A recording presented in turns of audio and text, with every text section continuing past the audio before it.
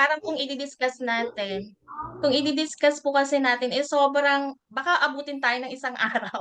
Ako So, sigurado, kulang Miss pa. Gina. So, yun yung pine-prepare namin po sa inyo is yung pinakang-basic na ino-orient din po namin sa aming mga client. Alright. So, bakit po ba tayo kailangang mag-file ng taxes? Anong benefits po na makukuha natin once nag-file po tayo sa BIR, tayo po ay tax compliant. So, although meron pong mga nakakalusot, hindi po lahat ng pagkakataon is makakalusot po tayo. So, yun po sana yung maintindihan ng mga online sellers.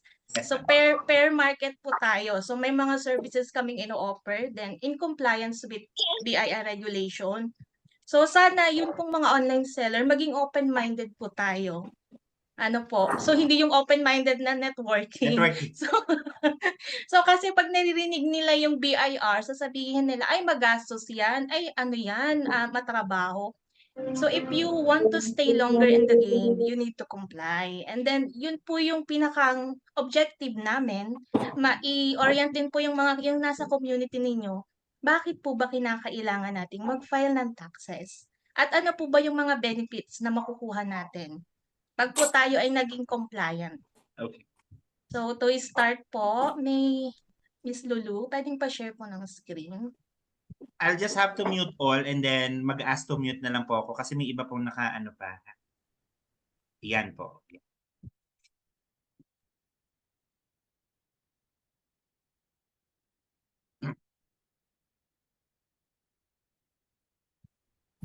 Naririnig po ako? Opo. Okay. So, magpapakilala po muna kami. So, we are in the team of 3 po. Si Miss Lulu po, meron po kaming sari-sariling mga bookkeeping firm. Si Miss Lulu po is auditor po siya sa mga malalaking corporation. So, LGB Bookkeeping and Accounting Services po yung name ng business niya. Ako naman po is Simply G Finances Bookkeeping Services. So mostly, meron din po ako mga international client and then local client. And our CPA po is Miss Rowena de Chavez. So lahat po ng mga regulation para ma-update po tayo is siya po yung nagha-handle. So we help you understand as our banner po, we help you understand your numbers to grow your business. So the only way to grow po is to understand your number. Yun lang po. So kung hindi niyo po naiintindihan yung in and out ng business niyo, mostly po is yung grow niyo po is patigil-tigil. So yung direction niyo po is hindi siya ganun ka-smooth. So pero we help po business in achieving success, pero kailangan po nating i-ensure na tayo po ay tax compliance. Avoid penalty po, we need to file our taxes on time. Next please. So for our content po for today, so meron po kaming 5 part, which is yung number 1 po is why do I need to register my business? Na mostly ang hirap i-explain po sa mga client kasi nakalusot nung pandemic, ayaw na talagang mag-file. Next naman po is paano ba kung magre-register ako? Ano ba yung step? So pina-simplify na lang po namin 'to para po maintindihan nating lahat. Then number 3 po is yung tax computation kasi may 8%, may graduated, mayroong VAT, may non-VAT. So, si client or kayo po as online sellers is parang narinig lang yung numbers, takot na. So, yun po is dahil hindi naman kasi nila naiintindihan. So, by doing this webinar po, sana may makuha po kayo sa amin. Then, yung number 4 naman po is benefits when you register your business. Ito po yung paulit-ulit naming sinasabi. Ano ba yung makukuha ko 'pag nag-register ako? Then meron po kaming ibibigay na time para magtanong po kayo sa ating CPA kasi kaka-attend lang po niya ng ano sa BIR. So masasagot po niya lahat ng mga tanong niyo. Pero siyempre limited lang po yung oras. So yung pong tanong niyo sana is yung talagang pain point niyo para ma-address po natin. So next please. So proceed na po tayo sa part 1. Why do I need to register my business? Siyempre tax compliance po 'yan. Mahirap po kasi yung takbo ka ng takbo sa BIR. So, tapos yun po is more opportunities for growth. So kapag po tayo ay tax compliant, pwede po nating i-display yung business natin kahit saan. Since kayo po ay nasa online platform, digital world na po 'yan, so parang ang dali lang i-market kapag legit kaysa sa fake. Kasi 'pag fake tatago-tago ka. So and then isa po yung nilabas ng revenue regulation po ng BIR, lahat po ng online platform is nire-require na po ng BIR. Yung po kasi kailangan mag-submit po kayo ng COR. So, to avoid po yung sales restriction. So, ngayon sasabihin niyo, "Ay, kasi nakakapagtinda pa naman ako." Yun kasi yung mga naririnig ko sa mga online seller. Hanggang kailan po? So, ang deadline po niyan is meron lang silang binigay na timing para po kayo ay mag-prepare. So, yun po is isa po is ayaw po natin ng penalty. Kaya kailangan po nating mag-register. Baka po yung kinita natin in the long run is maging penalty lang po natin, sayang naman. So, next please. So, ganyan po, gusto nating magnegosyo, simulan po muna natin sa pinakang yung basic. So, meron po kayong kapital, may pera kayo. So, next. So, meron kayong skills, alam niyo na may marketing skills kayo, customer services, content generation, pricing strategy, product listing, and others. Alam niyo na eh, maano kayo eh, madiskarte kayo. So, next. Tapos may product na kayong ibebenta. Ano meron? Kayo ba ay nasa line ng beauty, personal care, household goods ba, mga damit ba, electronics? So, yung pong mga ganyan na sa platform, di ba na-choose po nyo yan? So, next please. So, kung kayo po ay meron na lahat ng nabanggit ko, hahanapin naman po natin yung inyong right market. Nasaan ba sila? Pang sila ba ay pang Gen Z? Sila ba ay pang mga bagets, yung product nyo? So, yun yung iko-content niya, di ba? Then, nag-hire po kayo ng tamang tao. So, kung meron po kayo niyan lahat, ready na po kayong mag-business. So, next please. Pero, ito po yung laging paulit-ulit naming pinapaalala. Ay, next. Pakibalik po. Everyone po has the right to engage into a business. Kahit sino po. Pero kapag nag-engage po kayo sa business, meron po tayong duties and responsibilities. Not only po sa ating business, but to the government. So, siguro naman po self-explanation na po, explanatory na natin, no? Hindi lang profit. Meron po tayong responsibilities sa government. Kumikita tayo, syempre, kailangan ng portion natin is makapag-share tayo. So, next please. Hopefully, medyo na-condition na po yung ating mind. So, ngayon naman po is, paano ba magre-register? Okay, ready na ako, may business ako. Ngayon, gusto ko, i-register ko na yung business ko. Ready na akong maging legit online seller. So, ang una po dyan is, kailangan nyo pong mag-register sa DTI, yung inyong business name. Pero hindi po ibig sabihin na kapag nag-register tayo ngayon sa DTI is yun na po yung magiging permit natin. Hindi po. Yung DTI lang po is parang license nyo lang po. Yung parang branding nyo, name. Kunwari, Lloyd, Digital, yung ano, DCN po ba yun? So, yun po yung naka-name sa kanya sa DTI. Then, si DTI po, pag nag-register kayo, is naka-tie up po siya ngayon sa BIR. So, within 30 days, kapag nag-register po kayo sa DTI, kailangan nyo pong mag-show up kay BIR. So, sana po clear po 'yun sa inyo ha. Hindi po puwedeng nag-ano na kay DTI tapos na. Hindi po. Online registration po siya, online din po yung payment. Requirement po siya sa BIR registration.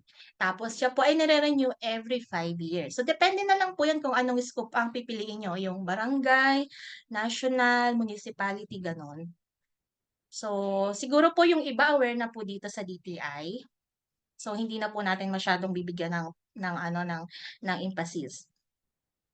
Next naman po is yung BIR registration. So, meron po tayong dalawang form. Kung kayo po ay self-employed individuals or professional, gagamit po kayo ng 1901 form. So, application po ito para sa mga self-employed, yung mga single proprietorship, professional, mixed income individuals, tapos resident alien, engaged in trade, business, estate, and trust. So, 'pag naman po kayo ay corporation or partnership, so iba naman pong form. Yun po ay yung sa 1903 naman po. So, siguro meron po ba ditong corporation na kung meron man po, so yung 1903 po yung gagamitin po natin. So, 'pag corporation po meron po siyang SEC naman. Mamaya po i-di-discuss po namin kung ano po yung mga requirement. So, next Okay. please. So, ito po, yung requirement po dun sa 1901, so kailangan po natin ng DTI, yung kanina po, no? DTI Certificate of Business Name Registration. Government ID, lagi naman po yan kahit anong government transaction. Tapos yung BIR printed receipt or invoices. Tapos yun pong final and clear sample only receipt invoices. And then loose documentary stamp. So once na mag-register po kayo sa BIR, syempre wala pa po kayong authority to print. Bibili po kayo ng resibo, yung temporary resibo nyo po from BIR. Yun po yung sinasabi dyan. So kapag po, yun po is, bago po mag 1 year, or maubos nyo na yung binili nyong resibo kay BIR, dapat po nakapagpa-print na po kayo ng resibo nyo. Yung may pangalan nyo na, bawa, DCN, digital marketing. So, nakalagay na po doon yung TIN, kung kayo po ba ay BAT or non-BAT, tapos contact number nyo, email address nyo. Para in case kung may magrereklamo, mabilis po kayong matitrace. Joke lang.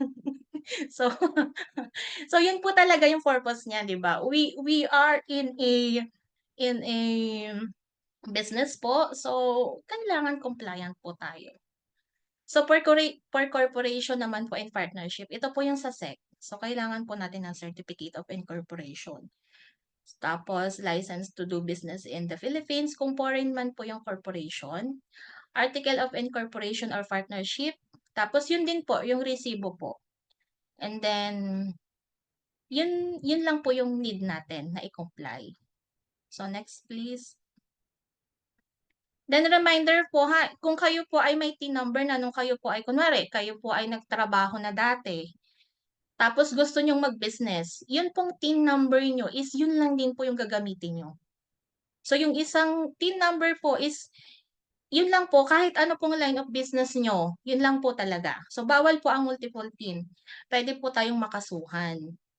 So ina-update lang po yan ni BIR. Parang inano lang po, ito si Lloyd, may ganito siyang business. So yung kung ano po yung TIN number nyo na inisyo ng BIR nung kayo po ay wala pang business, yun pa rin po yung gagamitin natin. Then kung kayo naman po ay walang TIN number, syempre kailangan po nating mag-apply. Bago po kayo makapag-engage sa business, kailangan po nating mag-secure ng TIN number. So pupunta po tayo sa BIR, then kailangan po nila ng valid ID. Tapos, parang may pipil-upan kayong form kung para saan po yung purpose nun. So, next please. So, pag naka-register na po kayo sa BIR, may makukuha po kayong COR. So, ito po yung ina-upload nyo ngayon sa Seller Central. So, yung Senator. 2303. Opo. So, yun po yun, discuss ko kanina, yung DTI, 30 days, kailangan BIR, manual and online registration. Pero sinabi lang po na online, pero madalas mayroon pa po kasing mga RDO na hindi kayang mag-online. So, manual po siyang pinafile. So, may BIR receipt po kayo. Siyempre, pag po kayo ay nagkaroon na ng Certificate of Registration as COR, nandyan po yung mga compliances na dapat yung i-comply. Nandyan po yun kung anong form ang ipa-file nyo, kung quarterly po ba or annually. Makikita nyo po yun sa COR nyo. Then, syempre, kung hindi po natin siya makomply, may penalties po tayo. So, may kinakandak naman pong seminar si BIR in case talagang litong-lito kayo. So, pwede po kayong magtanong doon. Panoorin mo yan. Ay.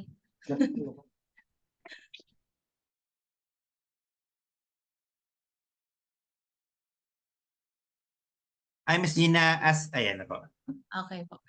So, ngayon po is na-register na po natin yung business natin sa BIR. So, as municipal ordinance naman po or barangay ordinance, kahit po tayo nasa online seller, nire-require pa rin po tayong mag-register ng business license po natin and mayor's permit. So, i-check nyo na lang po yung municipal ordinance nyo.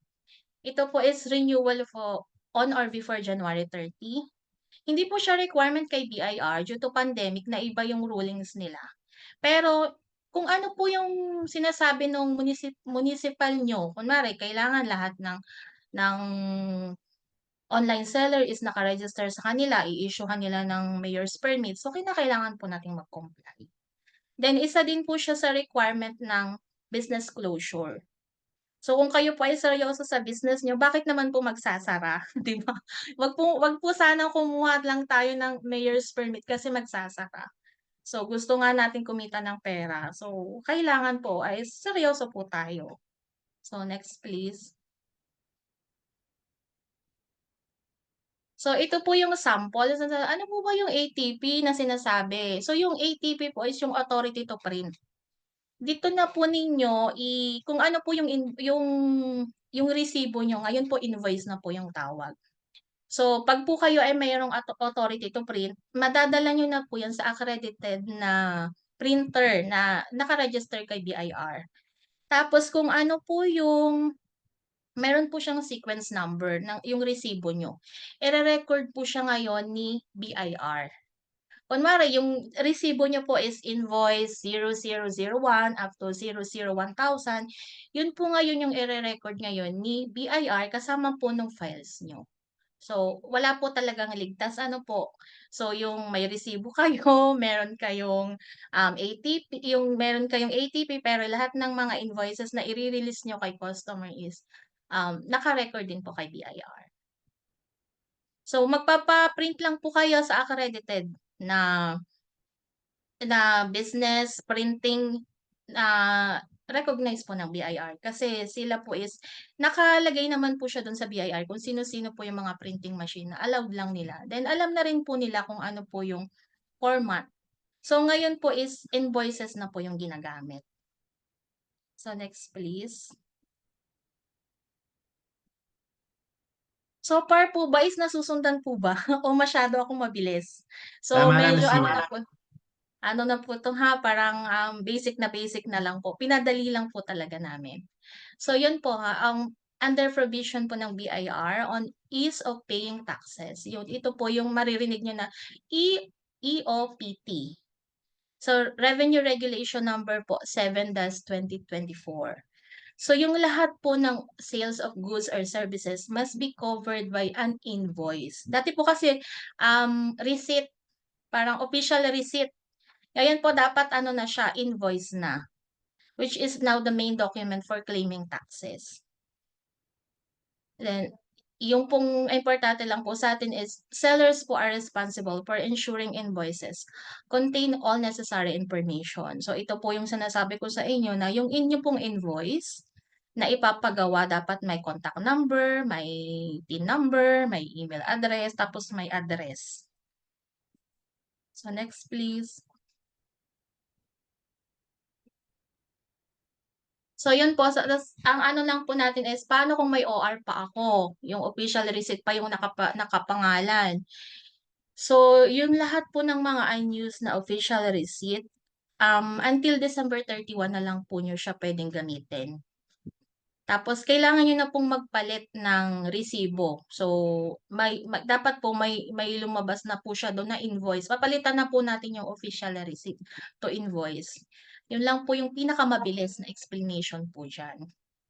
So next please.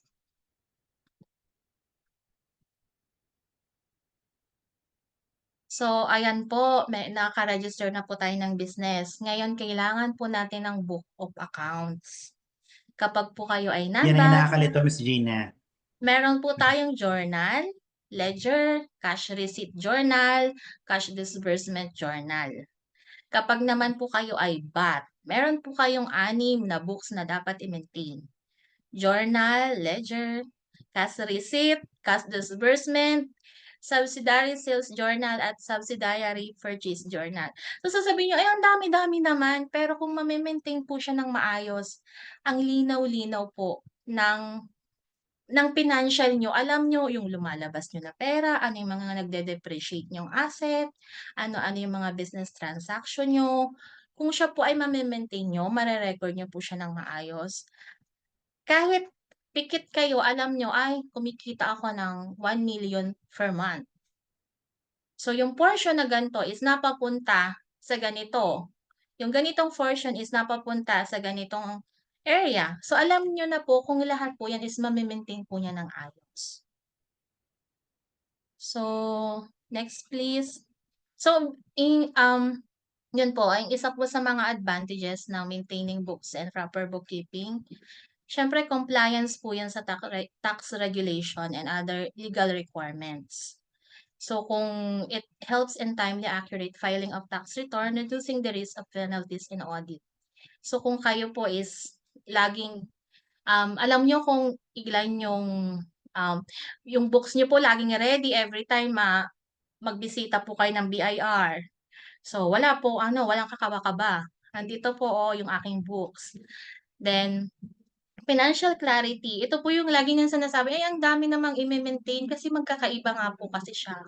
May sales, may expenses, may general ledger, may asset na nagde-depreciate. So, hindi po natin sila puwedeng sama-samahin, baka po lalo tayong malito. So, makakapag-create po kayo ng realistic budget, hindi yung hula-hula lang na, "Ay, feeling ko yung sales ko last month mataas."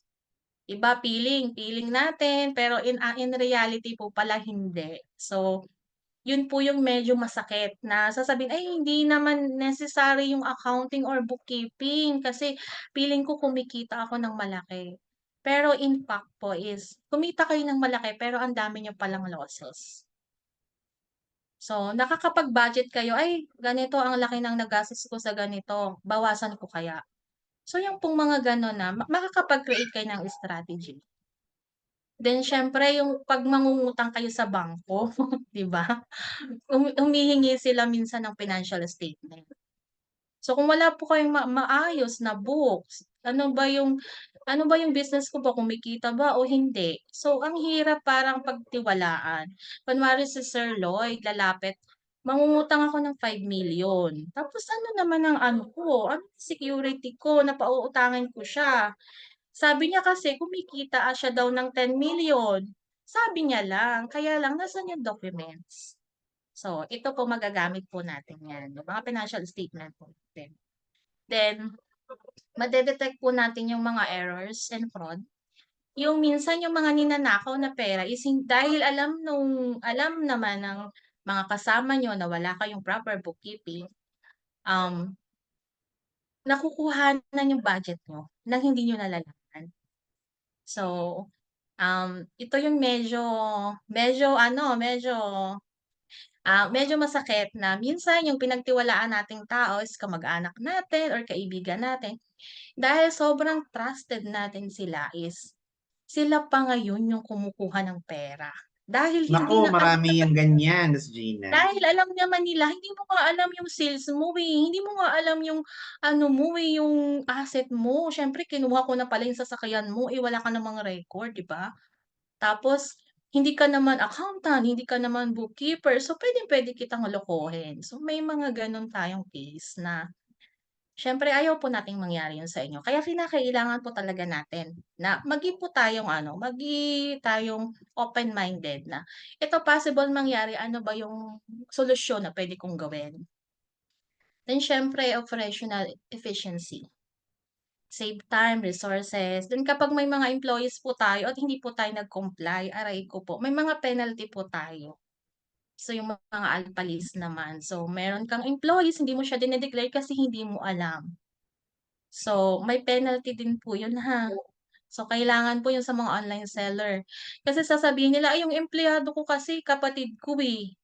Pero pinapasahod po natin sila, pero hindi natin siya puwedeng i-deduct as expenses. Kasi wala naman tayong proper documentation. So next please.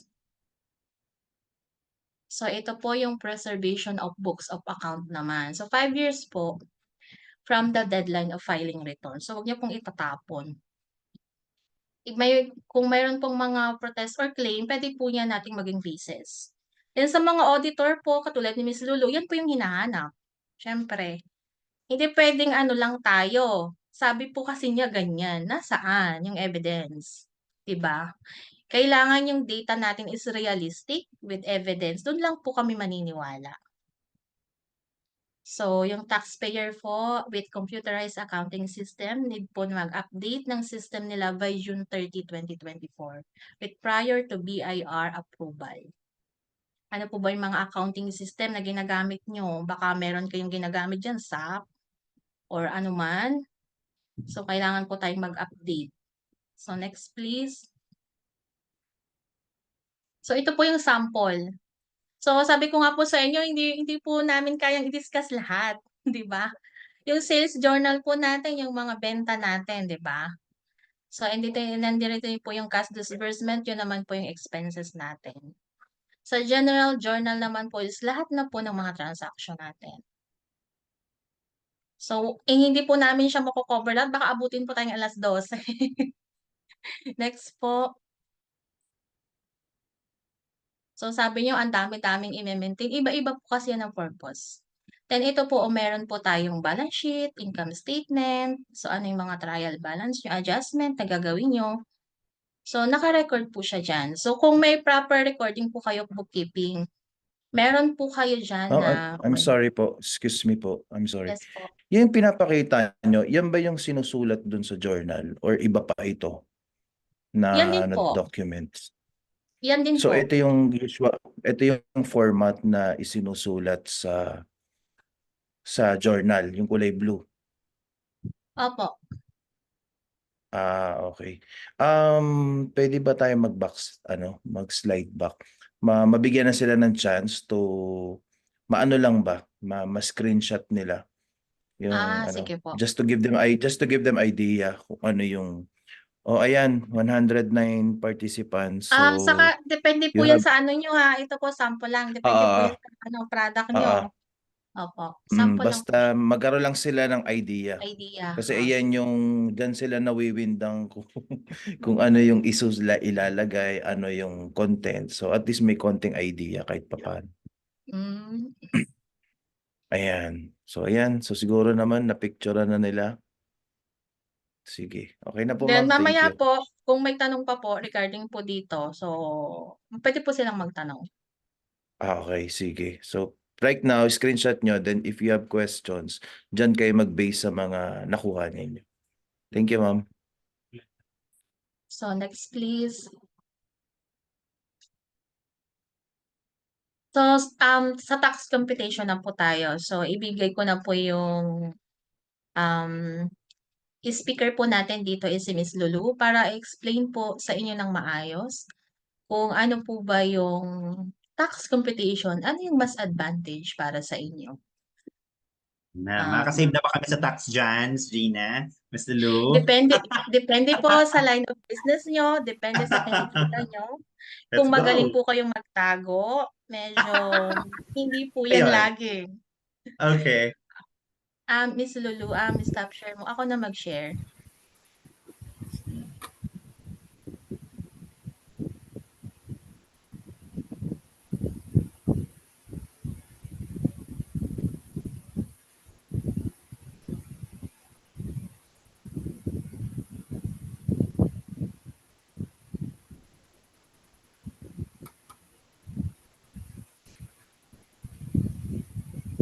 Miss Gina, naka-mute ka.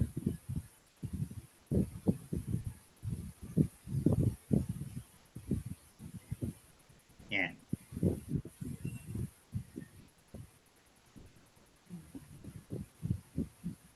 Wait lang po, ipe-prepare ko lang po yung Thank you, Jane. So, guys, pa-prepare po ng mga questions niyo para mamaya sa Q&A mabasa po nila at maisagot din sa inyo.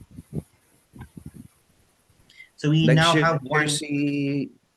Nag-share si Ma'am Jane ng sample copy Yes. dito sa GC. So Thank you, everyone, Jane. tingnan niyo yung chat. Yun na lang. Magbasihan nyo na lang yun. Thank you, Ma'am Jane. Ay, nakikita na po yung screen ko. Kita na siya. Okay. So, doon naman tayo sa tax computation.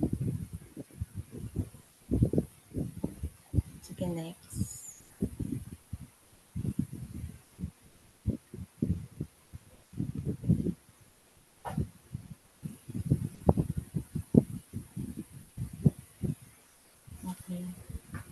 So, before tayo dun sa tax computation, discuss po muna namin yung kung ano yung mga taxes na ini-impose ni BIR.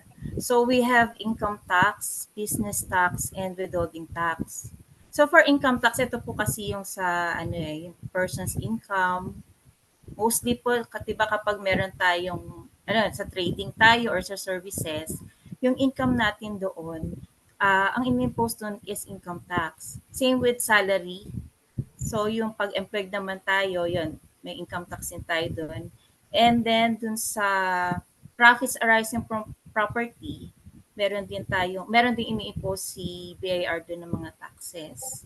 So, paano ba siya, kung magre-register tayo sa BIR, paano ba natin i-identify yung mga income tax options? So, meron 3 income tax options, which are the graduated income tax rate, na naka-divide siya sa dalawa. It's either itemized deduction or 40% optional standard deduction. Later on, i-discuss natin or sasampulan natin kung ano yung itsura nito. And then we have yung 8% income tax rate option na which is applicable only to non-VAT.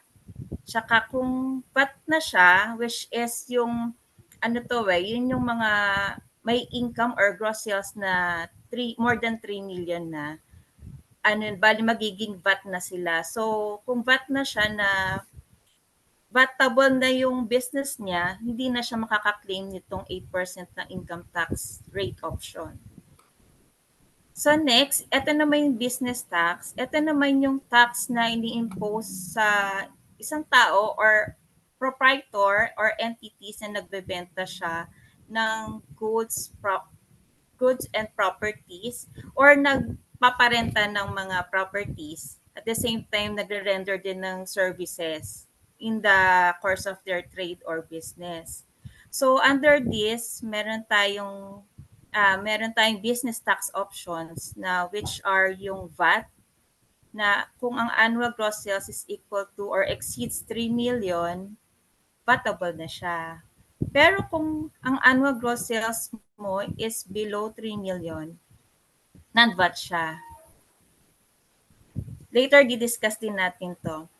And then we have yung pangatlo, yung withholding tax. Ito yung deduction as from wages, fees, or dividends levied at source of income tax, advance payment on income tax, or business tax. So, diba merong pinalabas na revenue regulations si BIR na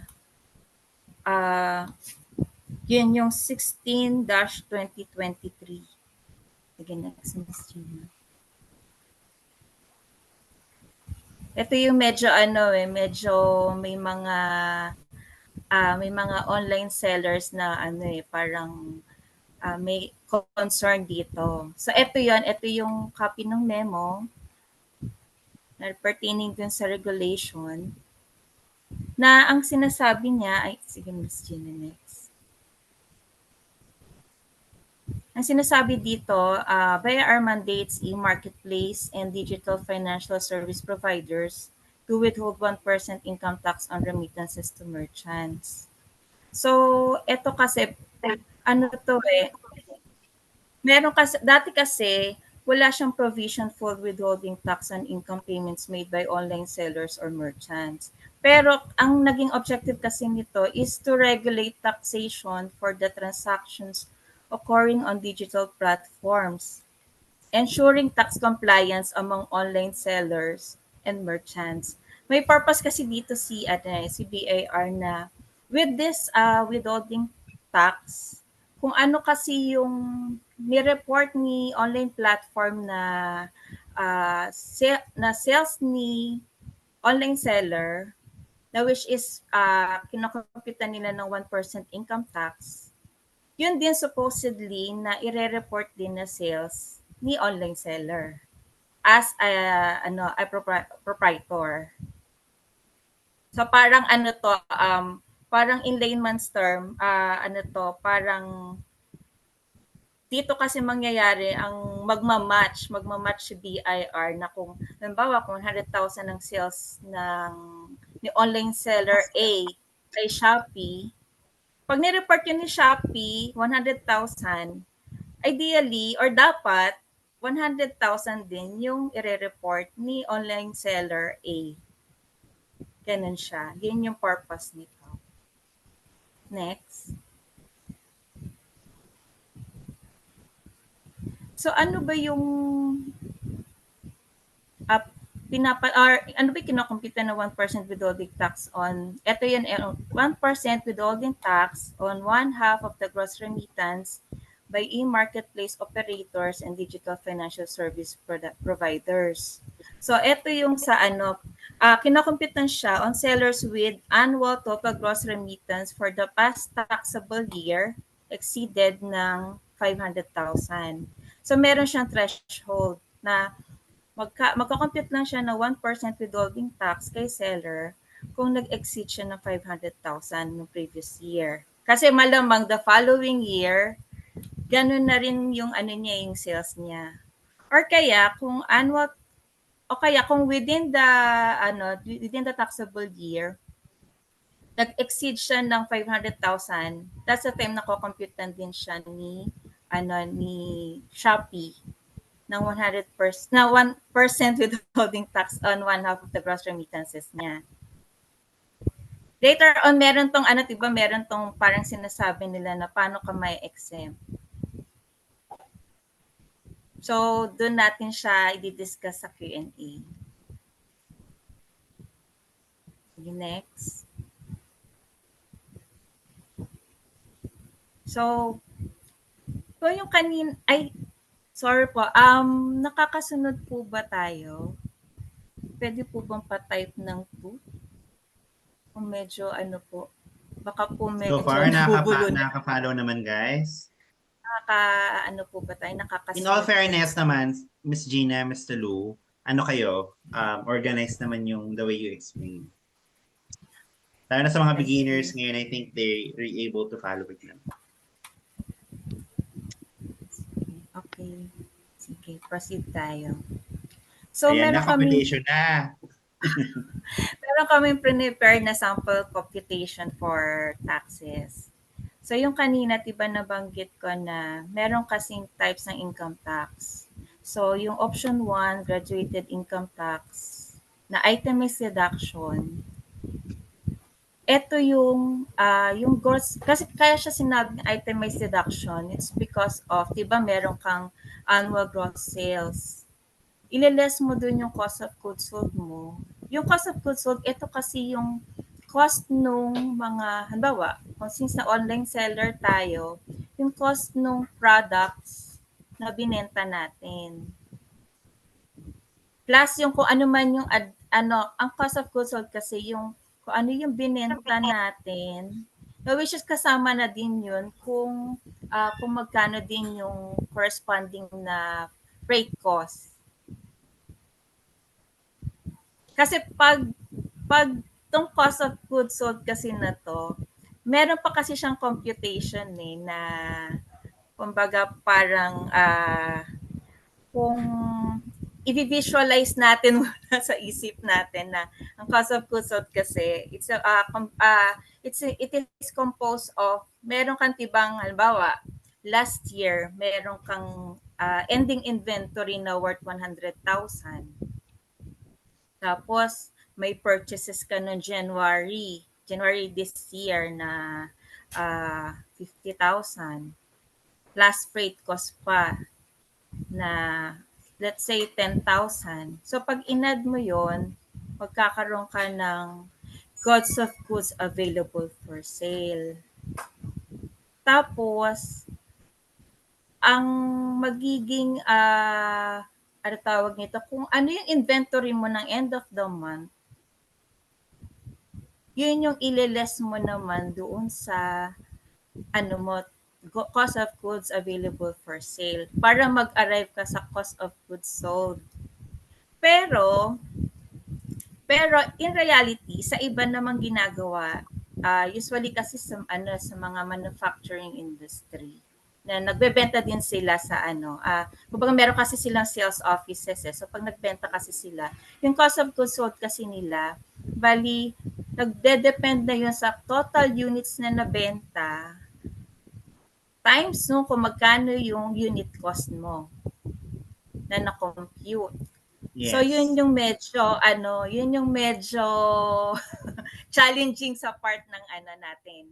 Kung kumbaga kung medyo hindi klaro sa atin kung paano ko computing yon. So dito kasi mas maganda kung yun nga call a friend na tayo, mag-a-ask na tayo ng expert paano siya kukumputin. Yun na siya. Kasi din yun may impact kasi yun sa pagdating na sa filing eh. Di ba paano mo siya ipe-present? Or kahit yung monthly or quarterly na filing mo, paano mo siya ipe-present? Or kumbaga paano ka mag-a-arrive ng income statement mo? Ibig Kung dito sabihin pa po, lang kailangan parang alam din nila yung kahit inventory ng namin, kailangan alam din ni BIR? Inventory level, hindi naman. Hindi naman pero kasi ang alam ko kasi at the end of the year meron kasi kung meron kang physical store at the same time meron kang dineclare na inventory sa financial statement mo. Nagre-require si BAR ng na list ng inventory. Yun siya. Yun siya. At the end of the year na siya. So itong cost of Yun. goods sold, dito rin sila madalas pala magtatanong kung bakit yan ang dineclare mo, parang ganon? Parang Depend nag-arrive. mo? May pag-depend? Okay. Actually, yun. Siguro, sir, sa tayo, Okay. sa Q&A, pwede Alright. natin siyang take up. Kasi Alright, medyo, medyo, mabusisi yung cost of goods sold. So, ito, syempre, doon sa computation, so may gross sales ka, less cost of goods sold, doon sa magkakaroon ng gross income, or ito yung gross profit mo. So, with this, meron pa tayong sinasabi ng mga operating expenses. So, ito naman yung expenses mo sa business na hindi directly related doon sa binebenta mo na goods. Halimbawa, syempre kung online seller tayo, tapos trading ang ating business, so nagbebenta tayo ng mga products, syempre mag-ano tayo dyan ng mga internet expense, yung di ko alam kung meron pang phone. Syempre, meron sa telepono, sa dun sa mga ibang utilities. So, ito dun papasok dito sa operating expenses. Tapos, meron pang ibang allowable deduction na sinasabi. Hanggang sa mag-arrive tayo dun sa taxable income.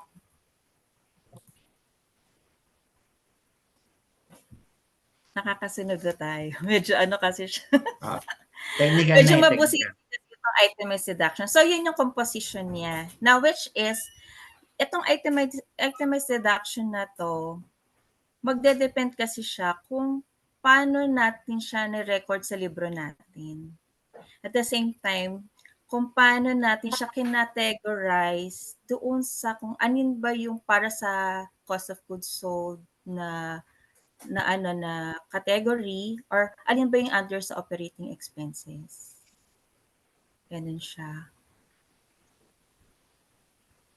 So parang dito I suggest na mas maganda kasi kung talaga may maggawa parang magkakaroon tayo ng extra effort na magkaroon ng accounting 101 talaga na kasi ito yung basic niya. Kung itemized deduction yung kukunin natin na tax option. Tapos, meron naman kasing graduated income tax na sinasabi na 40% na optional standard deduction, na which is 40% of gross sales. So, kukunin mo lang yung 40% ng annual gross sales mo, may taxable income ka na. So, yung taxable income na yon bago ka mapunta sa income tax due, kasi diba meron tayong, pag nag-compute tayo ng income tax, pero kasi pag tinignan natin doon sa table na merong threshold na 250,000, zero pa yung babayaran mo. Pero pag nag-more than doon, magbabayad na tayo. Na meron siyang parang kaya siya sinabing graduated income tax kasi for every for every difference ng bali 250,000 less yung kung ano yung range niya, yung in excess nun, merong ano doon, merong minumultiply, tapos meron ding fixed amount. Yun siya. And then meron din dito na third option. Ito ano to, parang simplified to, pero medyo kasi pag pataas ang income natin, syempre pataas din yung income tax na babayaran natin.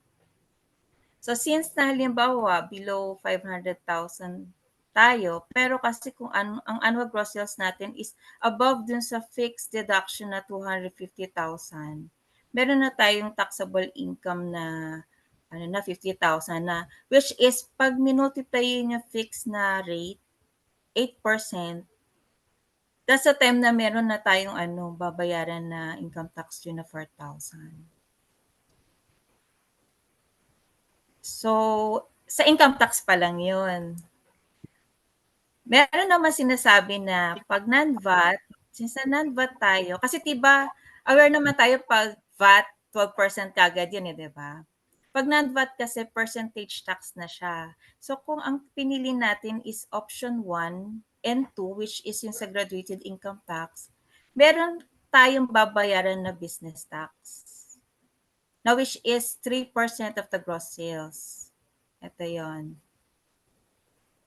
Since na yung diba, threshold natin sa withholding tax is to 500,000 na diba, yung pwede kukumpitan tayo ni Shopee or ng selling platforms ng na 1%. Since na 500,000 kasi yung sinasabi na pag nag-more than doon, or kung wala tayong final na exempted tayo sa withholding tax, kukumpitan naman niya tayo ng 1% of 1/2 ng gross remittance.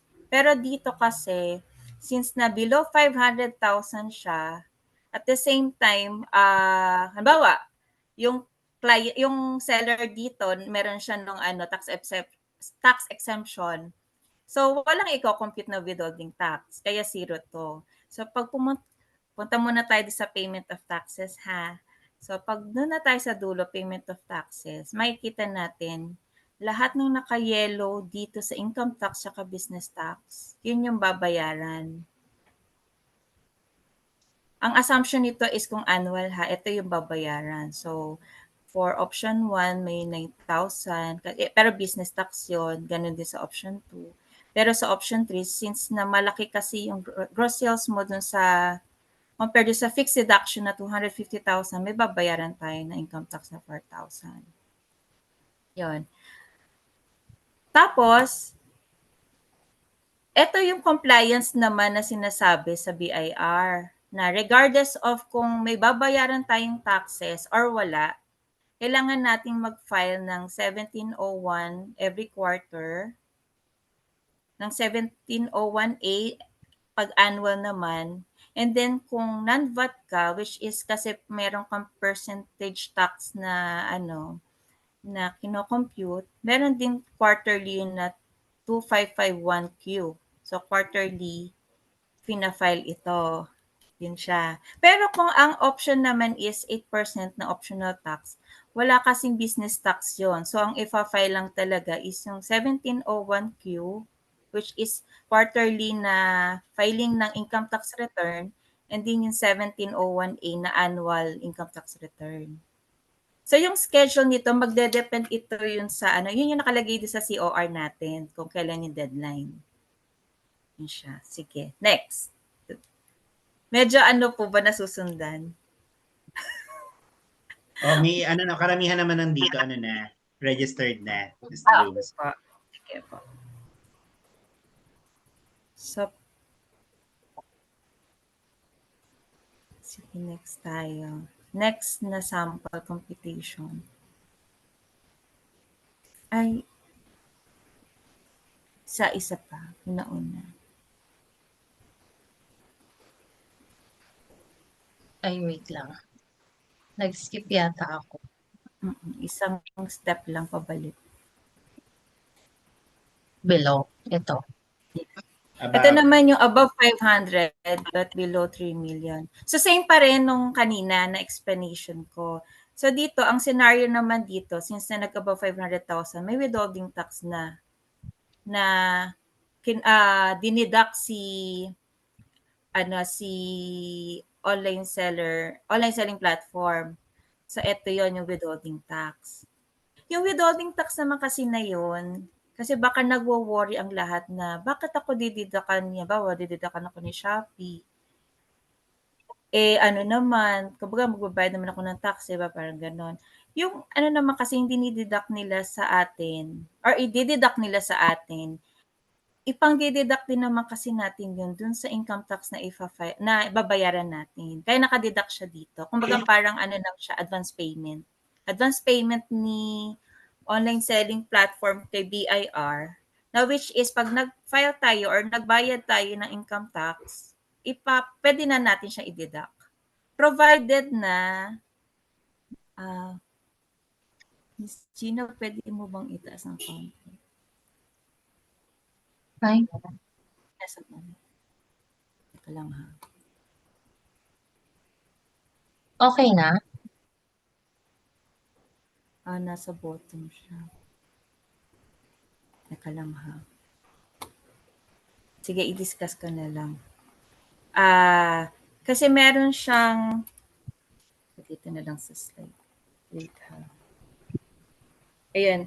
Kasi once na nag-deduct sa atin si online selling platform, meron siyang dapat na ibibigay sa atin na BIR Form 2307 every 20th day following the close of taxable quarter.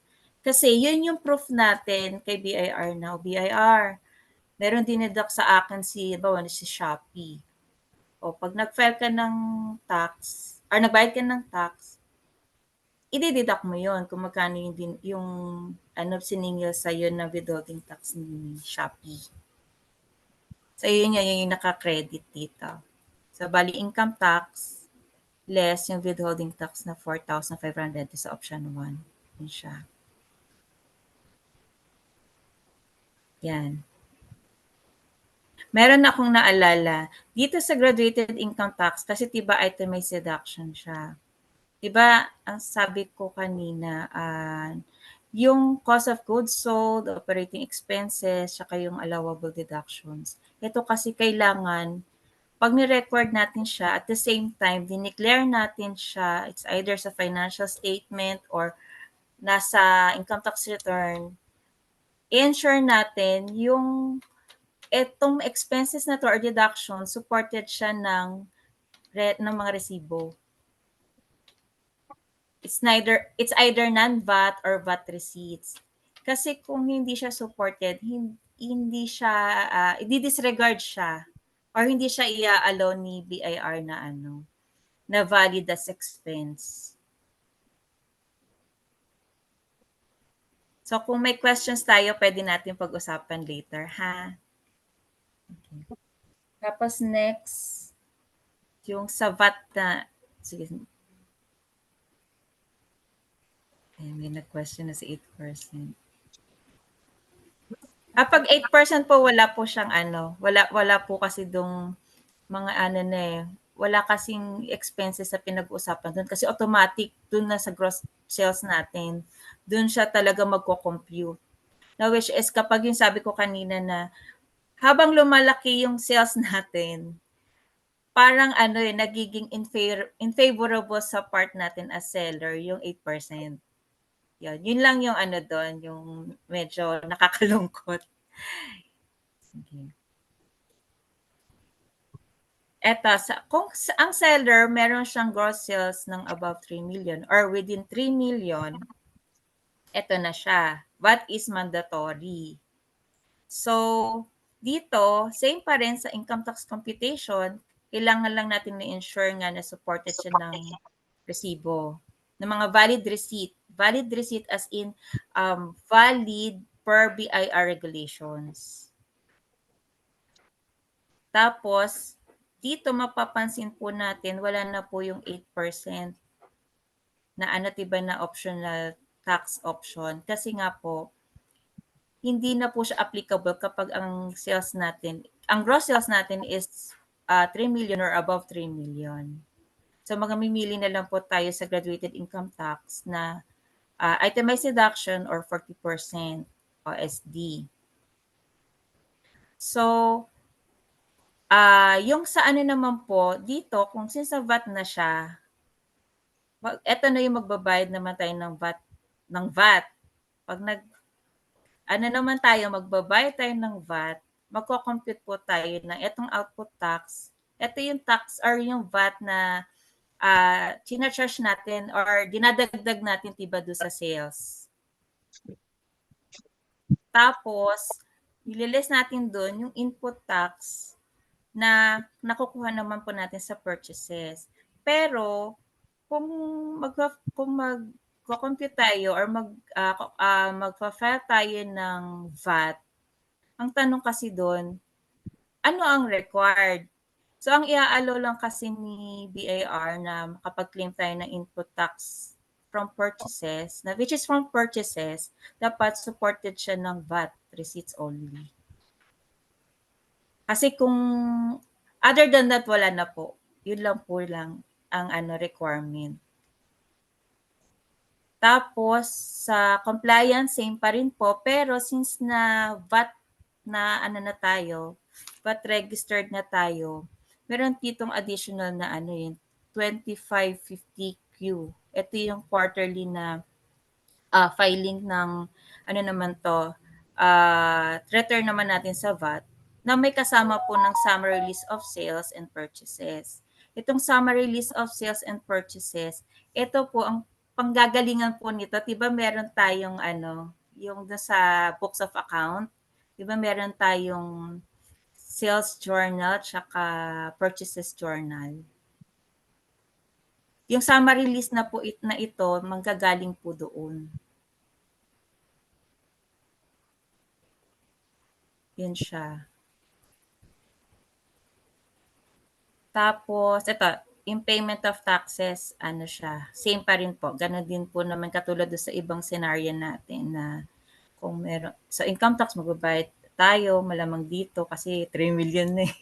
Tapos yung VAT payable, possible. Pero it would depend din po dun sa kasi meron po kasi akong instance na na-encounter sa ibang clients ko na yung input tax kasi nila for the quarter parang mas malaki compare sa output tax. Pero yun, kung kumbaga parang instead na meron kang VAT payable, meron kang parang baon para sa susunod. Na siguro pwede po natin later din pag-usapan kung may question po. Yan, sige. Medyo po, klaro po ba? Okay. Klaro naman po siguro, no? Sige. Pag lang po, call a friend lang po. Yes, Sige, napagdaanan na rin next. po yan. It's more of like, for sure, ang tunay na labanan, ito nang starting ng July. Kasi doon na mag-ano na. Oo. Sige.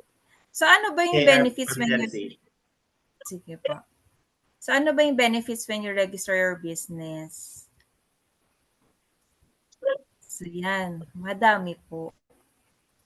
Kasi ito, nag-prepare po kami ng table na merong risk kapag hindi tayo nag-register, tsaka merong advantage or opportunities kung nag-register tayo. So, ito po.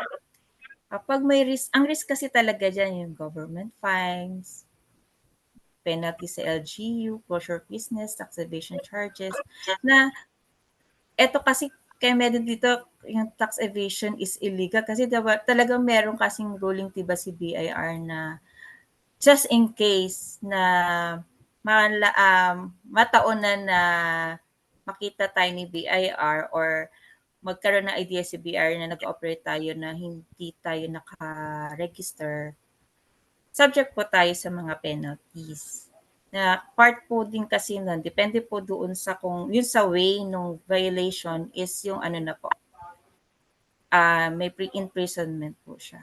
At the same time, sa LGU naman po, ito naman po yung naman, closure po ng business. Pero doon naman tayo sa brighter side kung pag register naman tayo ng business natin.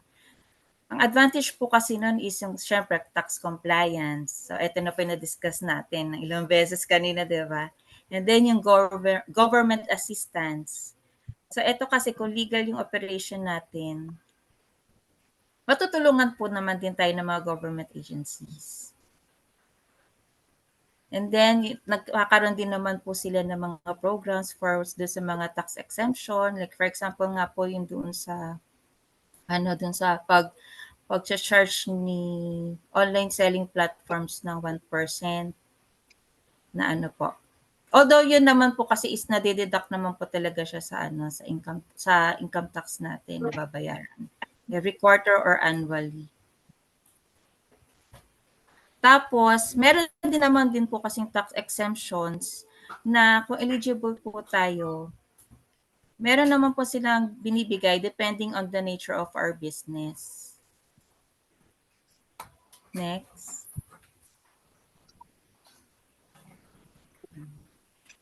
Okay. Ito pa, yung limit business expansion, yung risk. Kasi syempre kung, yun nga, sinabi na nga kanina ni Miss Gina, kung hindi tayo registered, hindi kasi tayo free na makaikot or makahanap ng mga clients na gusto talaga nating makuha. Pero kung meron naman tayong registration, mas makaka-attract tayo ng customers and partners. The same time, mabibuild din kasi yung trust nila sa atin. Then, another one is sa risk din. Ito yun, you may face challenges when entering into legal contracts. Ayun, kanina nabanggit din na na sa mga securing of loans. At the same time din kasi, diba mag-advance na po ako. Diba po, tayo, syempre, habang nakikita natin maganda yung income natin, lumalago yung negosyo natin, syempre marami tayong naiisip or marami tayong na-fulfill na mga goals natin. At gusto pa rin nating goals na ma-fulfill na, which is kasama doon yung yung mga travel. So, part na rin yun. Syempre, kung hindi tayo registered, tapos ano yung papakita natin sa kung kailangan ng visa nung pupuntahan nating country, ano yung papakita natin ng income tax return, di ba? Yes, Kung hindi yes, tayo that's true. registered, yun. Ano naman, Very- kumbaga, yun yung tulong kung meron talaga tayong meron tayong registration na maayos at the same time, meron tayong income tax return na maayos. And then, ito din yung access to financial services, ayun sa mga loans, sa mga investments. And then, ito din yung financial assistance. Na ito din yung sa mga, alam ko, ito yung sa mga diba kung magma-microfinancing tayo, malaking tulong kasi kung register tayo sa BIR. At the same time sa LGU din. Yan. Tapos, ito po yung lagi naming paalala na yung registration also counts with responsibilities such as yung issuing of invoices sa customers natin, maintaining of books of accounts. Pag sinabi pong maintaining books of accounts, ito po yung timely po na recording sa books of accounts natin. Para anytime na bisitahin tayo, tayo, confident tayo na, sige, tignan niyo po yung books namin, tignan niyo po yung mga invoices namin. Updated po yan, tsaka intact po yan. And then, responsible din tayo sa withholding taxes na payments, as well as sa filing of tax returns. Next.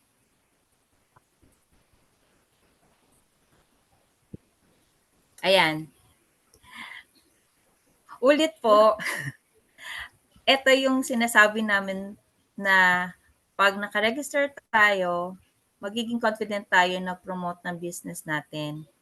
Na which is kahit 24/7 natin siyang i-promote, walang problema kasi alam ng lahat na registered ako, 'di ba? Baga meron tayong meron tayong ID na registered ako. So lahat ng pupuntahan natin, lahat ng imi-meet natin, lahat ng makakakita sa atin, sabihin, ay, okay, legit yan, dyan tayo. Yan. Ito din yung build trust among suppliers, customers, and employees. Ito naman po kasi, meron po kasi ako mga kakilala na meron silang business na hindi sila registered. Kaso lang, yung product nila is sobrang ganda. Tapos, syempre, since na, di ba usually pag may nagandahan sa product mo, ipopromote ka na nung mga clients mo sa iba di ba? Kaso lang, nagkakaroon kasi ng loss of opportunity kapag kasi nagtanong yung mga prospective na customers natin na nag-issue ka ba ng OR? 'Di ba? Kaya yun yung sayang, sayang sana pa registered ako. Kaya yung mga kakilala kong gano'n na hindi sila registered, doon sila parang nagkaroon ng awakening na, ay gusto ko na mag-register. Kasi sayang malalaki kasi yung mga companies na gustong kumuha ng mga products ko. Kasi diba lalo pag Christmas, diba? Mas marami kasing benta pag Christmas or may okasyon na kung gusto yung product mo tas wala ka namang maibigay na resibo, sayang di mo makukuha yung client na yun. Next. Ayan. So yeah, more opportunities to do business with bigger companies. Yan, long-term plan. Secure your reputation as a legitimate business owner. Yun. Kasi parang mafe-feel proud ka na na ito may business ako, diba? Para iba kasi iba yung dating na registered ka, may compliance ka sa BIR, sa LGU, okay yung books mo, kumbaga parang ang iniisip na lang natin is paano na lang natin ita-target yung gusto nating target sales. Kasi kung meron naman din tayong maayos na na libro, from there kasi yun na din pwede na nating i-plan na o next time ito yung ita-target kong sales. Next time ito naman yung i-minimize ko tong expenses na to, parang ganon.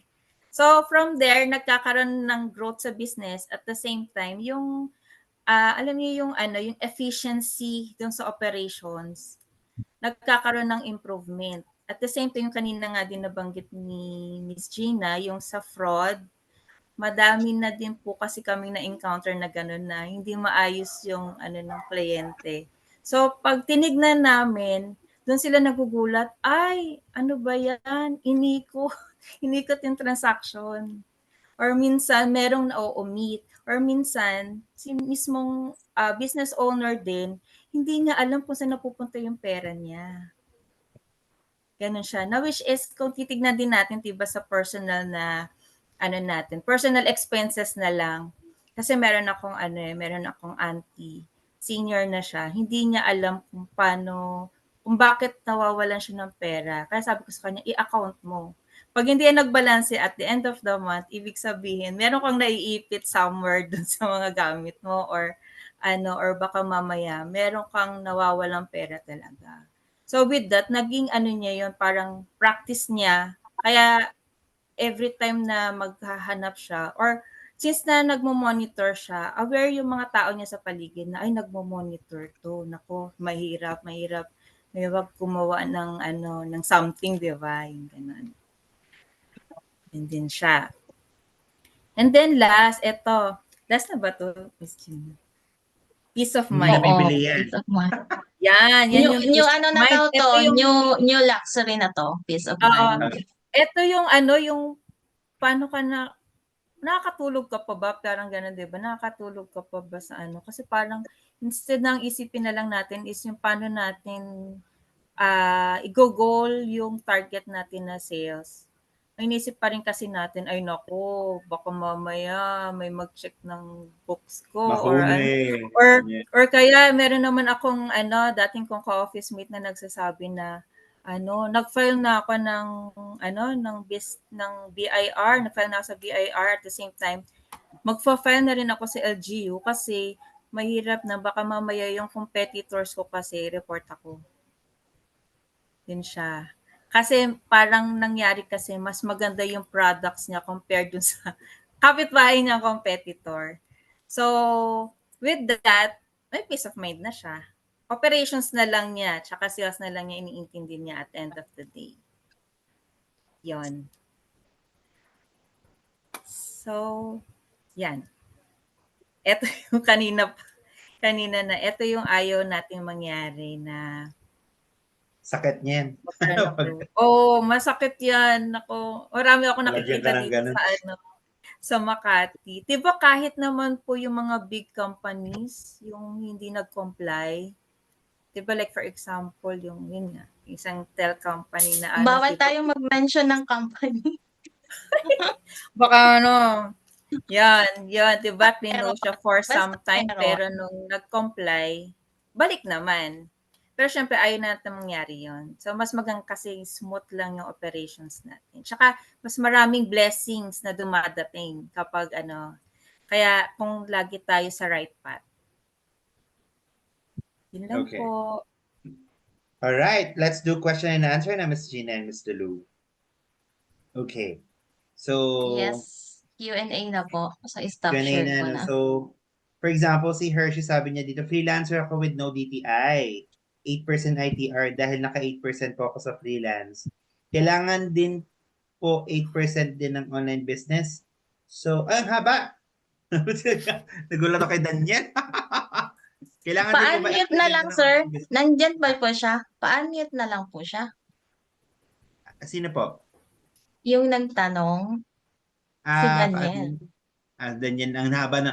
Talaga sabi ko kasi prepare yung question. O, ayan. Pa. Parang garap po ito. Kasi di po ako pwede mag-online claim ng expense online business. One filing lang po ba both? Sabi ni Hershey. Okay, one by one. Sige po, sandali. Yung unang tanong po, yung sa 8%. Apo, Can you 8% po. Yung sa Mr. Wen. 8% po ay kung naka-registered ka as 8%, syempre lahat ng business mo, makakasama siya, 8% din po. Okay. Pero pag lumagpas ka sa threshold na 3 million sales, syempre hindi ka na applicable doon sa 8%. I mean, Okay. hindi mo na pwedeng maklaim yung 8%. So, pupunta ka sa graduated. Wherein, yung from gross sales, babawas mo naman yung mga expenses mo.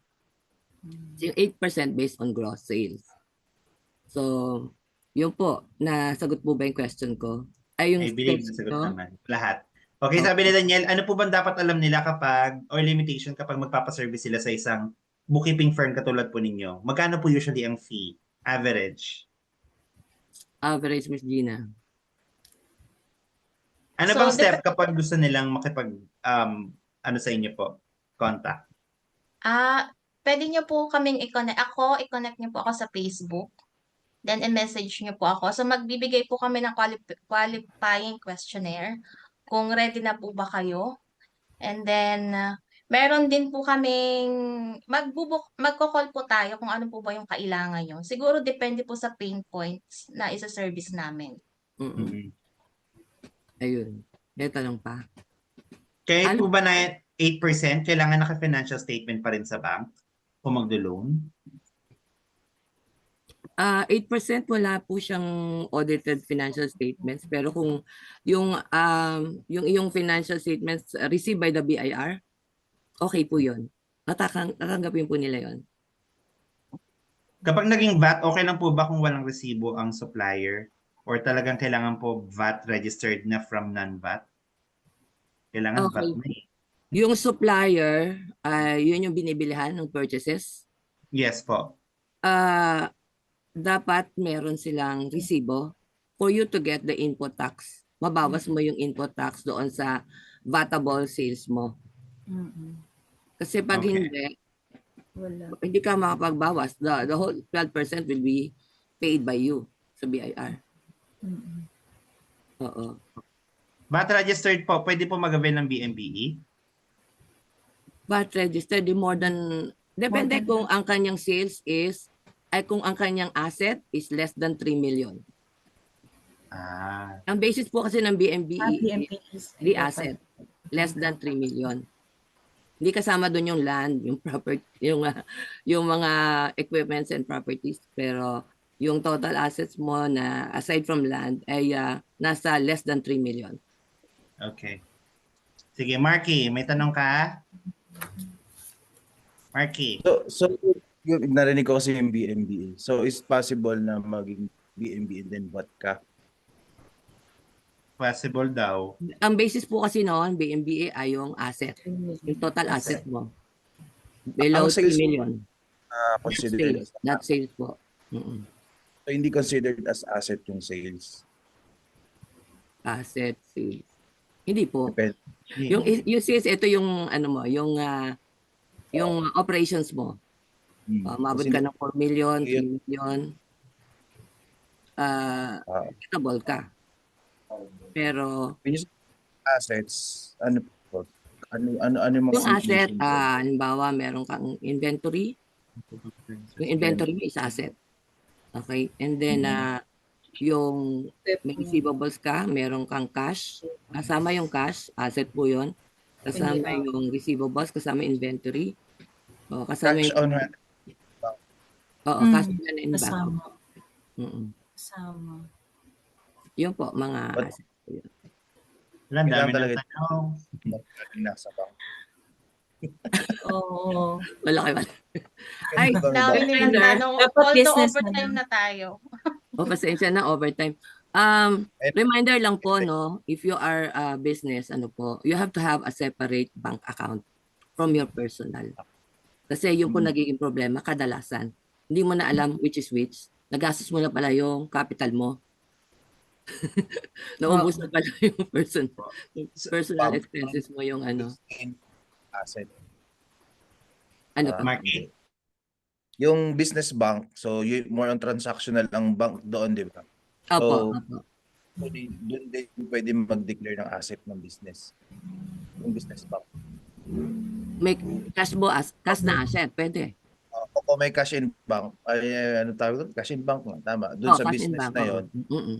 so asset yun. Opo, kasama yun sa asset. Pero yung nasa personal bank, hindi yun pwede ipasok as a business asset. Depende kung gagawin mong i-invest mo siya sa business. Doon isasama mo siya. Kung Okay. i-invest mo yung personal cash mo, magiging kasama siya sa asset mo sa business. Okay. Thank you po. Ito gusto ko ng tanong to ni Wilma. Unti na lang, Miss Gina. For VAT registered, may workaround po ba kapag issue ng receipt sa lahat ng orders? Kasi daw madami daw siyang volume like 500. Ay, madami po kasi ang volume ng orders pero madalas below 500 pesos. Pwede kaya na i-consolidate ko yung receipt sa isang araw na lang. Yes. Oo. Yes po, pag below 500, kasi 500 ang required to issue a receipt or invoice po. So, within the day, tototal nyo lahat ng mga below 500 na sales and then issue an invoice issued to various customers. Walang nakaspecify kung anong tao. Basta various customers. Ito total mo lang mga below 500 na sales. Tawag nito, Miss Gina, Miss Rowena, kasi ang challenge ngayon, marami po bang shop sa online, okay lang isang COR lang? May narinig kasi kami ng TikTok, dalawang shop, dalawang COR din. Okay, depende dun sa ano, no? Single ba siya? Single proprietor? Gusto niya ba mas lesser yung kanyang cost? Kasi pagka pinagsama-sama mo yon at nag-exceed ang sales ng 3 million, pinagsama-sama mo, it will be to your disadvantage kasi magiging vatable ka na. Kaya kung naka-separate siya, separate siya, at least hindi siya matototal as as one Oo nga, no? Parang okay pa online sa'yo. separate na lang. Oo. Ano pa pa nag-open ng bago ni Kate, madami siya siya. Kasi ako dalawang current accounts ako nito nagagamit. Okay. So, medyo mag-extend na po kasi tayo, pero paano po namin kayo makokontak? Or parang, ano po ba yung ma-offer niyo po na services ng Gina, Miss Rowena? Kasi right now, marami pong sellers pa din ang wala talagang accountant. Marami sa kanila na gusto, okay naman kami, kaya naman na namin to, parang ganun. Ganun po ba ang sa tingin nyo? Or ano po bang mararecommend niyo, ma'am? Ayan. Miss Gina. Pasok nila yung service. Paki-connect po ako sa Facebook, then paki-message po ako. Magpakilala po kayo, then possible po may delay lang po yung reply. Then, katulad po ng sinabi ko kanina, magbibigay po kami ng qualifying questionnaire. Baka po kasi hindi nyo naman po talaga kailangan ng bookkeeping kasi maliit lang yung kita nyo. Kasi yun kasi yung sasabihin ng iba or talagang nagsusurvey lang sila. Para po yung oras po namin at oras ninyo is hindi po masayang. Kailangan po namin kayong i-qualify. Then, Ibig sabihin po, kung maliit lang naman po sila, Kaya na din. ma-entertain niyo pa kaya rin na po po ba nila. sila? Kaya na po nilang Kaya na nila. mag-DIY. Opo. So kung halimbawa ang vision naman nila is yung gustong-gusto na talaga nila, maliit lang ako ngayon pero yung vision ko is lumaki. Talagang merong seryoso talaga eh. Kumukuha na talaga sila ng bookkeeping para i-guide. So tumatanggap din po kami ng ganon based po dun sa consultation call namin. So nag-o-offer po kami ng consultation, auditing, and then yun pong mga financial statement.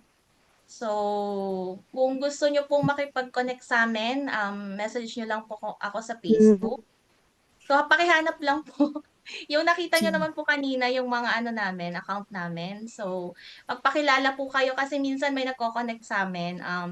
Hindi namin maintindihan kung ano ba talagang gusto.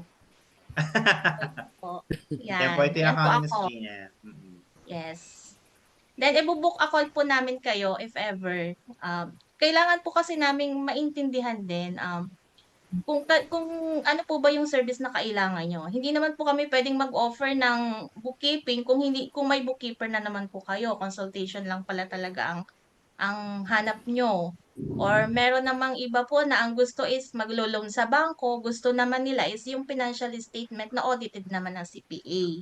So, yung fee po namin is depende po dun sa kailangan ninyo. Okay. Alright. Kasi hindi na natin ma-accommodate lahat ng questions nyo, Daniel. Ha? Pasensya na.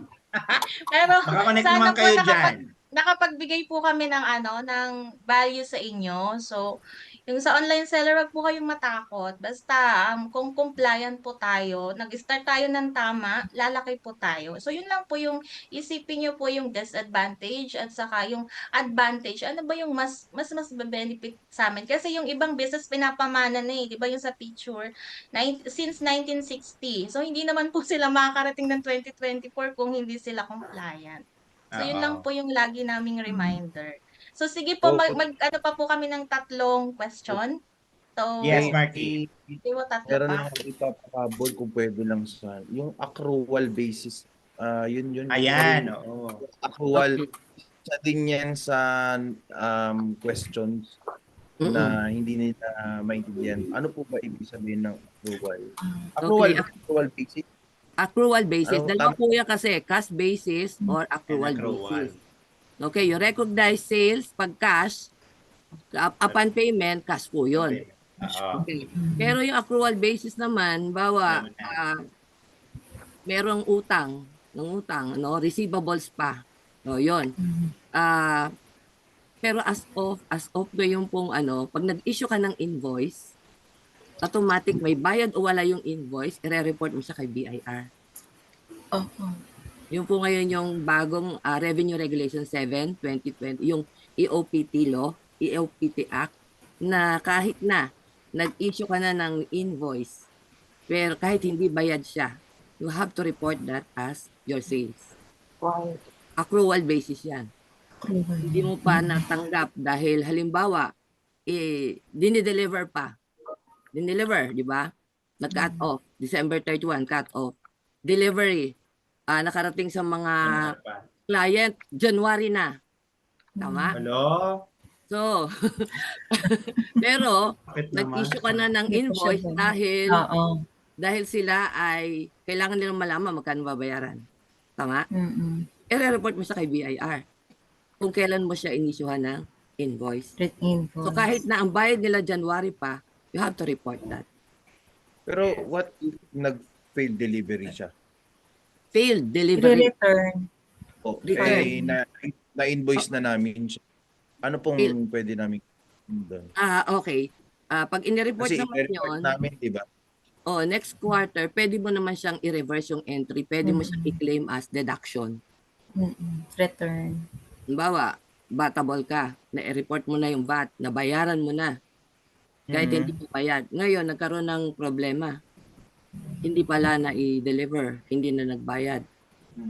Return siya. So, yung naibayad mo na VAT, deductible yan sa susunod na quarter. Anong proof ang kailangan namin gamitin po doon para makuha namin yun? Yung proof na hindi na receive o hindi nag-push through yung ano, meron yung sa online. Dapat may report. May online yon. Failed. Hindi, parang logistic status lang. Example, failed delivery. Mm-mm. So, So, not unless balik sa amin yung return parcel, andun yung resibo namin, yun yung proof namin. Pero 50-50 kasi ang chances na bumalik ang parcel sa amin kasi napakabait ng mga courier natin sa Pilipinas. Diba? Oo nga. hindi na bumabalik. Oo nga. Oo nga, Oo, yung ganun ganon. po. You have somehow a proof na hindi mo natanggap yung payment. Hindi Hindi, pero nag-push through. Marky, pag accrual talaga, reported mo na. Parang ang hirap na kung babawiin mo Oo, pa. Yun medyo talaga. mahirap. Pag na-report na eh.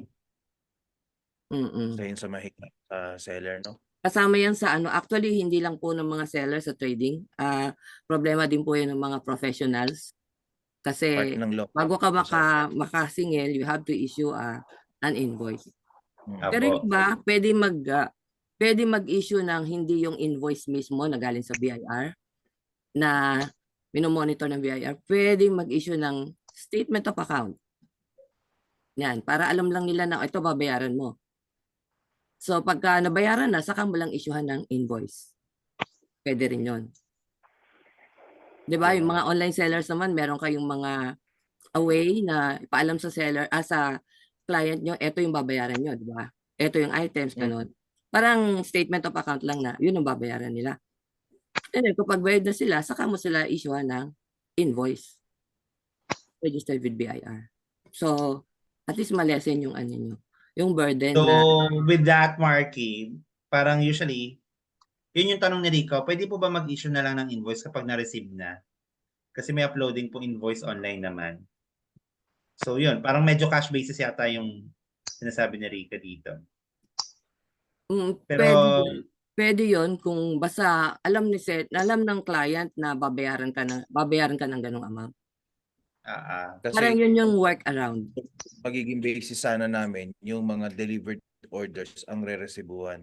Now, since may Oo, delivered orders. so real time dapat ang pag-issue namin ng Yung na-deliver na. receipt. Hindi, ang dapat option namin sana is yung mga delivered na just to be safe. Kasi at least alam namin na yun ay pumasok na. But since may sinabi na accrual, so mangyayari niyan, hindi na kami magbe-base sa delivered items. Doon na kami magbe-base sa actual orders na. So yun nga lang, katulad sabi ko kanina, ang problema, pag nag-fail delivery, is na-issue na namin siya ng resibo. Paano namin siya ma-declare na it is a canceled, di ba? Oo, yun na. Canceled po. Maraming process ang nangyayari. Yun ang nagiging problema. Magkakaroon ng process na kailangan may proof ka na hindi mo talaga natanggap yung payment. Bago mo i-apply as deduction sa susunod na quarter. Pero pwede yun. Pwede yun, oo. Okay, so yun lang naman ang maganda. Yung mga nakikita kong tanong dito na na kung pwedeng hindi i-declare o kaya kung may pwedeng getaway ganyan, parang wala na kasi pag nasa platform ka na, expose ka na eh. Ayun na may withholding tax eh. May reference. Oo, kasi si platform, sila nag-ano ng declaration ng ito yung nabenta mo. Oo. Kaya nga may withholding tax na 1%. Exempted sa withholding tax. Below 500,000 na sales. Exempted. Kami po na tax exempted kami dahil BMBE kami. So, i-declare pa rin ba kami ni platform even without the withholding tax? Yung BMBE exempted ka sa income tax. Opo. Ay yung withholding tax na yon na winidhold ka, magiging overpayment mo yun, lalabas. Kung exempted ka sa tax, tapos meron kang withholding tax, required kasi sila mag-withhold. withholding agency online platform.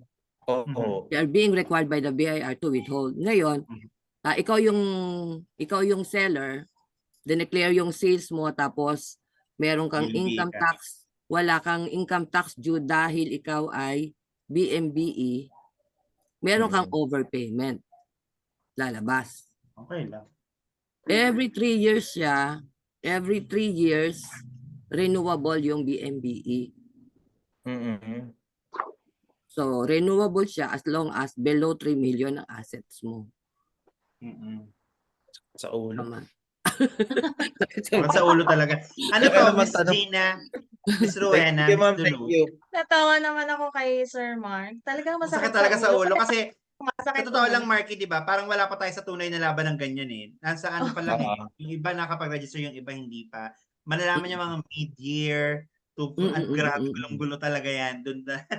Okay lang po ba, Miss Gina? Ano to? Can you entertain us? Parang magawa ng GC? Or ano ba? Book ako lang talaga? Parang ganon? Ako, kasi ang dami na po namin GC, pasensya na. Baka hindi na rin namin ma-replyan. So, Sabagay. Okay po. Parang mas hindi specific po po. namin hindi na rin namin po masasagot. So, I ito hope nga po. hindi po ito yung last, Miss Gina, Miss Rowena, and Miss Lou. Okay. We can still invite you po kasi hindi pa lahat talaga nakaka-attend. Marami po talaga. Oh my God. So we can have another set kasi katulad niyan, ang ano yung flow ng discussion ninyo, I feel like clear siya. Mas clear yung the way you Yes. explain things. No? Salamat. Pag nabigyan pa po namin kayo ng mas maraming oras, mas masasagot pa po natin. Sana po hindi po Tsaka ito yung growth last. community naman to. So, it's So, yun po kasing Diba? namin, presentation namin is inalign po namin doon sa audience. Sabi niyo po kasi is mga newbie. So, Opo. hangga't maaari po talaga yung presentation namin is talagang mayroon na siyang table, kitang-kita na nila Tama. saan sila makaka-advantage. So, ang ano lang naman po natin dito, ang purpose lang po naman natin dito is ang mas madali po kasing mag-business kung tayo po ay tax compliant. Saka hindi po complicated ang tax kung naiintindihan po natin. Naintindihan naman po namin kasi lang gusto lang namin mas murang tax. Depende po yung sa sales natin. Yung Katulad ng yung first quarter, no? Ang sakit. Ang sakit. Kasi Ay, nako. pasensya na po ha, yung mga nag-aano sa Facebook na 8 figures daw sila or ang dami nilang mga ganap. Pag lumapit sa amin, nag-iisip pa akong magpapa-register sa BIR, which is wag naman po sanang gano'n, 'di ba? Fair ano po tayo, fair market. So, ano po tayo, yung work environment po natin and ilagay po natin lagi sa tamang proseso para wala po tayong penalty. Saka ang hirap yung tago kayo ng tago sa BIR. Yun lang Oo. po.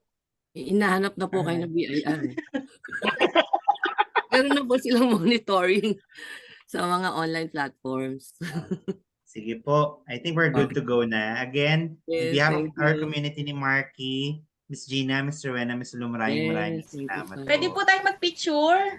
Ayaw po, sige po. Pwede po mag-request ng picture of open cam sila Oo, para open makita naman tayo, namin sila. guys. Yan. O, yan si Isabel. So ako po ay laging nabubudol ng Lazada at Shopee. Huwag kayong O, baka isa yung mag-alala. sa mga seller na yan. Kung may Kami mga po laging kayo baka nabubudol. damit ni Marky yung Ayan. Okay. Ayan si John. Okay. Hi, Mary Joy. Yan. We'll up there. Okay. So, let's take a picture for ano ha. Okay. 1, 2, and 3. Okay. So, I think that's good to go for one photo kasi kita naman na lahat ng ano. Yun. Miss Wilma, Miss Rowena, Miss Lou, maraming po salamat. Hindi to ang last time, ha?